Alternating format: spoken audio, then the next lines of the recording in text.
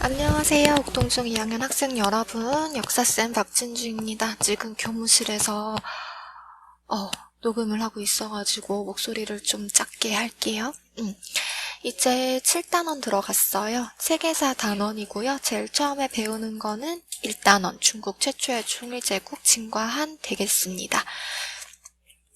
자, 일단은 그 진나라가 들어서기 전에 춘추 전국 시대가 있었는데 여기에 대해서 잠깐 설명을 할게요. 우리가 제일 앞에 그 문명을 배웠을 때, 4대 문명을 배웠을 때 중국 문명 혹시 생각나시나요? 그 중국 문명에서 그 제일 처음으로 등장했던 나라가 이제 은나라가 있었고요. 또는 상이라고 불렀었고, 그 다음에 두 번째가 주나라가 있었어요. 그래서 거기 주나라에서부터 시작을 하는데 주나라가 점점 힘이 약해집니다. 그래서 주나라는 일단은 그 왕이 있기는 했지만 땅이 너무 넓었었기 때문에 그 왕의 가족들이 땅을 나누어서 그 지방을 다스리게 했었잖아요. 그 제도 이름이 봉건제였습니다.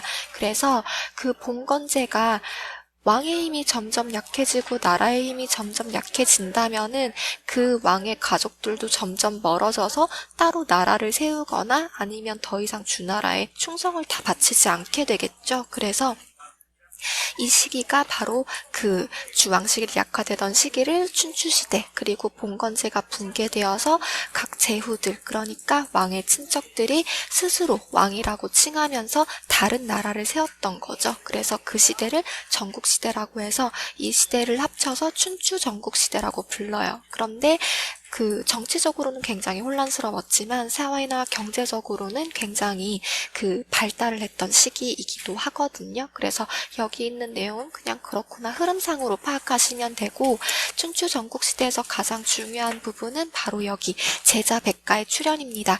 제자백가의 뜻에서 그 제자라는 거는 많은 사상가들을 말하고요. 그 다음에 백가는 그 사상들, 학파를 말하거든요. 그래서 이 사상가들이 많았던 그 시기에 있었던 일인데 일단은 춘추 전국 시대 때 많은 제후들이 각자 나라를 세우고 그 나라가 이제 오래 가려면 잘 다스려야겠죠. 잘 통치를 해야 되는데 거기서 이제 자기 마음대로 다스리는 게 아니라 좀 더 나라를 잘 다스리기 위해서 이런 제자백가들, 사상가들을 캐스팅을 했던 거죠. 그래서 제후들이 나라가 부유해지고 그 다음에 병사가 강해지는 부국강병을 추구하면서 유능한 인재들을 등용을 했어요. 그래서 더 여러 사상들이 등장을 했는데 대표적인 학파들 한번 보겠습니다. 제일 처음이 유가사상이고요. 사상가는 대표적으로 공자, 맹자가 있습니다. 주장으로는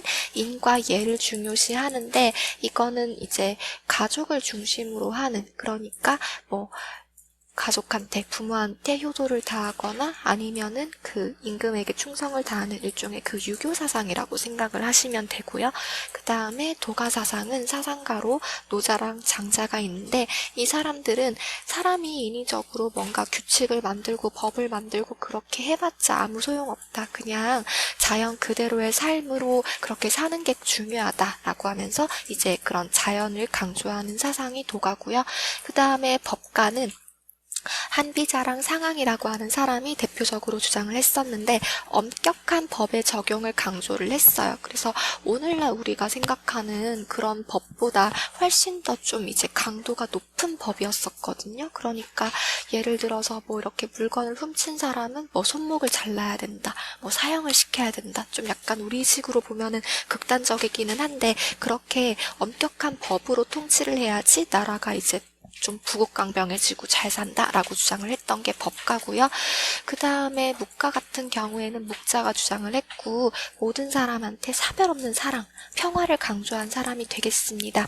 그리고 묵가 이거 오타가 났네요. 얘는 병가고요. 병가를 주장한 사상가는 손무가 되겠습니다. 예전에 뭐 손자병법 할 때 그 사람이거든요. 그래서 이 사람의 주장은 그때 당시가 하도 전쟁이 많이 일어났던 시기였었기 때문에 전쟁에서 승리할 수 있는 뭐 여러 가지 방법 같은 거를 책으로 만들거나 뭐 제시를 하거나 그런 사상가가 되겠습니다. 그래서 각 사상이랑 주장하는 거 뭔지 한번 잘 비교를 해보시고 구분하는 거 중요하거든요. 그래서 뒤에 역사 탐구 한번 보겠습니다. 1번 문제, 가, 라의 주장은 각각 어느 학파에서 말한 것인지 알아보자라고 했어요. 제일 처음에 가, 혼란한 세상을 바로잡는 방법은 인과 예밖에 없습니다. 임금에게 충성하고 부모한테 효도하고 형제끼리 우애를 지키도록 가르쳐야 합니다. 이 사상은 여러 가지 사상 중에서 육아라고 배웠었죠. 그 다음에 나, 인과 예는 인위적인 것이기 때문에 사람이 만든 거기 때문에 원래 이치인 도에 맞지 않는다. 그러니까 욕심을 버리고 자연의 법칙에 순응하면서 살아가야 한다. 이거는 그쵸, 도가가 되겠습니다. 그 다음에 다, 인과 예는 자기 가족을 중심으로 하는 차별적인 사랑입니다. 우리는 다른 사람들까지 평등하게 사랑해야 합니다. 그러니까 차별 없는 사랑을 주장하는 거는 묵가였었고요. 그리고 라, 사람들은 스스로 예절을 지키지 않기 때문에 엄격한 법으로 다스려야 합니다. 이거는 그쵸, 법가야 사상이었죠. 그 다음에 그 춘추 전국시대 어지러웠던 여러 나라들이 있었던 시대를 통일했던 나라가 바로 진나라가 되겠습니다. 그래서 이 진나라는 통일을 할 때 법가 사상을 바탕으로 부국강병을 추구했었거든요. 그래서 어떻게 보면은 좀 이제 빡신 나라라고 생각을 하시면 되겠습니다. 그래서 이 진나라에서는 진나라를 통일한 사람이 이제 우리가 흔히 많이 들어봤던 진시황제라고 하는 사람인데, 진나라의 시황제, 그러니까 황제 호칭을 제일 처음으로 사용했다라고 해서 시황제라고 부르거든요. 처음 시자를 사용해서. 그래서 이제 그 전까지는 나라를 다스리거나 그런 우두머리를 왕이라고 했지만 그 뒤로부터는 중국에서는 황제라고 하는 호칭을 사용해요. 그래서 진나라가 중국을 최초로 통일을 했고요. 이 진시황제, 시황제가 그런 통일을 하기 위해서 아니면 통일을 하고 나서 어떤 정책을 펼쳤는지를 보겠습니다. 처음에 황제라는 칭호를 처음 사용했다. 아까 말씀드렸죠. 그리고 강력한 중앙 집권 체제를 만들기 위해서 군현제를 실시했는데, 이 군현제라는 거는 뭐냐면은 앞에 그 주나라 같은 경우에는 왕이 이제 너무 넓은 지역을 다스릴 수 없으니까 그 지방을 왕의 친척들한테 맡겼다고 했잖아요. 그런데 그렇다 보니까 점점 혈연관계가 멀어지면서 왕권도 약화되고 제대로 봉건제가 이제 지속이 될 수가 없는 문제점이 있는 거죠. 그래서 시황제 같은 경우에는 자기 가족들한테 땅을 주는 게 아니라 신하들한테 땅을 맡겼습니다. 그래서 그 신하가 땅을 잘 다스리면은 그대로 냅두고, 땅을 잘 못 다스리면은 그 신하는 이제 쫓아내고 다른 신하를 임명하고, 그런 식으로 이제 군과 현을, 지방을 나눠가지고 다스렸던 게 바로 군현제고요. 그리고 법가 사상을 강화하기 위해서 다른 사상을 탄압했습니다. 특히 유가 사상을 탄압을 많이 했었는데, 거기랑 관련된 책을 불태우고 유학자들을 이제 산채로 땅에 묻는 분서갱유라고 하는 사건이 일어나기도 했었어요. 그리고 이제 엄청나게 넓은 중국 땅을 통일하기 위해서 화폐도 하나로 통일하고 도량형이라고 해가지고 그런 이제 무게를 재는 단위라던가 아니면 길이를 재는 단위, 이런 것도 다 지역마다 달랐거든요. 그래서 그런 것도 통일을 했습니다.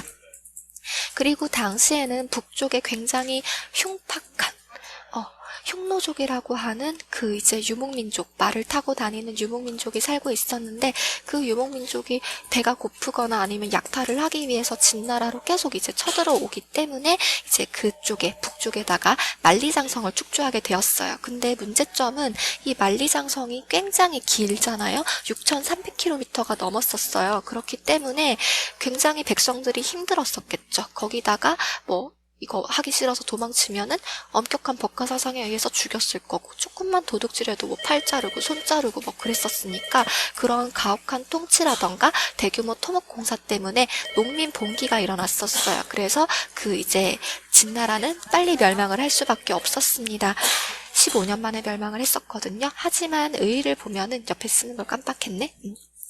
중국 역사상 처음으로 이제 강력한 통일 제국을 건국을 했었고요. 그리고 이 중국이 나중에 다른 나라들한테 차이나라고 불리게 되는 계기가 되었어요. 진이 어떻게 보면 스펠링으로 하면 CHIN이거든요. 뒤에 A만 있으면 차이나가 되죠.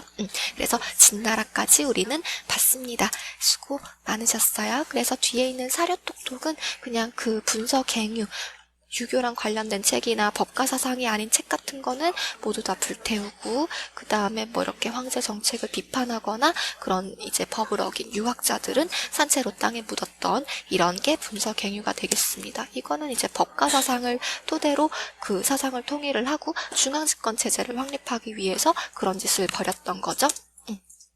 진시황제의 통일정책, 이거는 아까 말씀드렸던 거고, 문자의 통일, 화폐의 통일, 도량형의 통일, 아까 다 말씀드렸어요. 여기까지입니다. 수고 많으셨어요. 사랑합니다.